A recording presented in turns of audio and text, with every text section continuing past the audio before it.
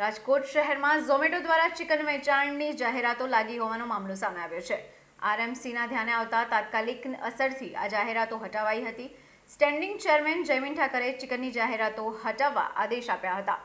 જાહેરાતમાં લખ્યું હતું, દિલ્હી કા બટર ચિકન, કાશ્મીર કી વાઝવાન બિરયાની। આટલું જ વાંચતાની સાથે તે જાહેરાત લખેલી એડ એજન્સીને પણ નોટિસ આપવા આદેશ છોડાયો હતો। આજે સવારે જ્યારે હું મારા નિવાસસ્થાનેથી મહાનગરપાલિકાની કચેરી આવતો હતો ત્યારે મને એક મીડિયાના મિત્રનો પણ ફોન આવ્યો અને મેં પોતે જાત તપાસ કરી તો જિલ્લા પંચાયત ચોકની અંદર રાજકોટ મહાનગરપાલિકાનું સ્માર્ટ સિટીનું એક બસ સ્ટોપ છે, ત્યાં મેં એક જાહેરાત જોઈ જેમાં ચિકનની અને મટનની અને બિરયાનીની જાહેરાત હતી।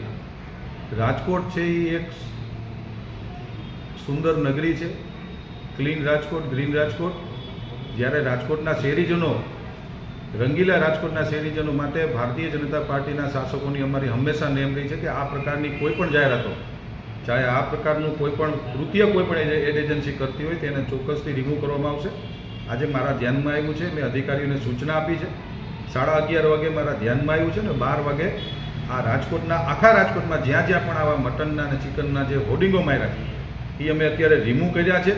અને એજન્સી જે તે એજન્સી હશે, આઈ ડોન્ટ નો, મને ખબર નથી કોણ એજન્સી છે, પણ એ એજન્સીને પણ અમે લોકોએ અત્યારે નોટિસ આપીએ છીએ અને ભવિષ્યમાં કોઈ પણ વ્યક્તિ, કોઈ પણ એડ એજન્સી રાજકોટ શહેરની અંદર આ પ્રકારના હોર્ડિંગ નહીં જ મારવા દઈએ। અમે ચાહે રદ કરવું પડે તો રદ કરશું, કોર્પોરેશનને આર્થિક નુકસાન જાય તો ભલે જાતું, પણ આ પ્રકારના કોઈ પણ જાતના હોર્ડિંગ નહીં મારવા દઈએ।